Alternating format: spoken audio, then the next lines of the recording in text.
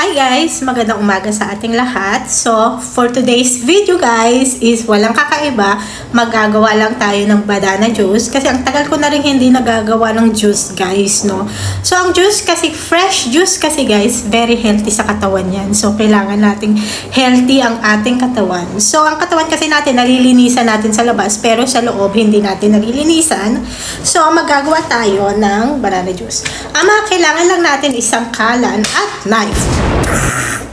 And banana. And kailangan natin ng aking mini blender na ang tagal ko na rin hindi nagagamit. So itong gagamitin natin. And milk. Siyempre kailangan talaga. Lahat ata ng juice may milk, no? At ito, bumili kami ng ganitong klaseng yogurt. Yogurt po siya guys, no? Hindi siya juice. Yogurt na ano. And isang product na binili ko sa natural product siya. Ganito siya guys, oh. So ilalagay nyo siya sa inyong juice. At ito guys, isihiwain natin into small pieces. Because this kind of blender guys, when I use this one, hindi niya kayang i-blend pag hindi mo kinat ng maliliit yung banana.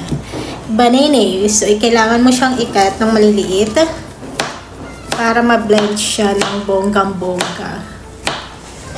So, ayan. So, pagpasensyahan nyo na guys kung may mga naririnig kayo kasi naglalaba ako ng damit. So, ayan. So, kahapon pala guys, yung weather is maulan talaga siya ng bonggang-bongga. Ayan. So, nakat na natin siya lahat. Ilalagay na natin siya rito.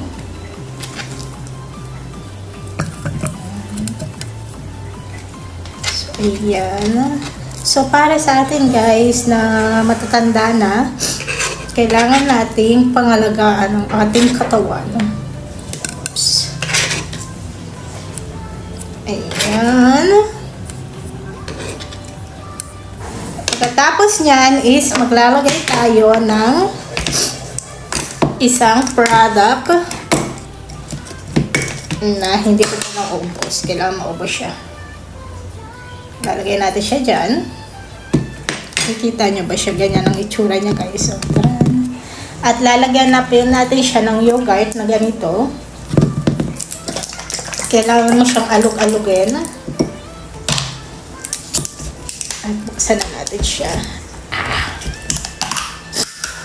So, ayan. Lalagay natin siya rito. Onti lang. Kasi maglalagay ako ng milk. At milk.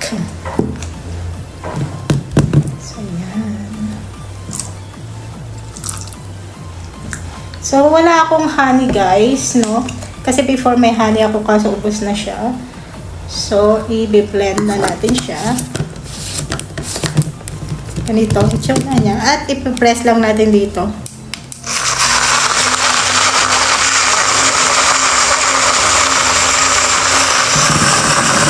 So, antayin natin siyang ma-blend lahat.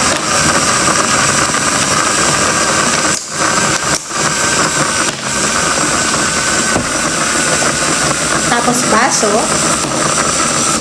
So, madali siyang ma-blend guys. Kasi banana lang naman yung nilagay ko dito. Ayan, tapos na. At ilalagay na natin siya sa baso.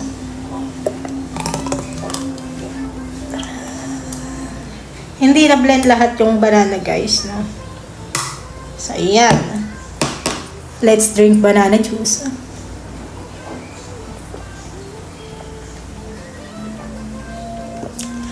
Masarap siya guys kahit wala siyang sugar or honey. Honey talagang mas magandang gamitin sa paggawa ng juice guys kasi wala siyang masyadong maraming chemical.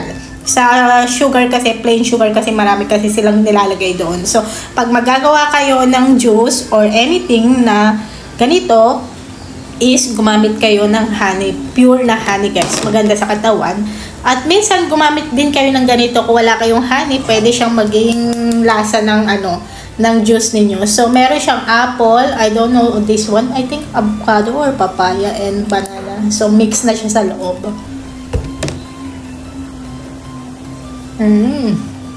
Sarap.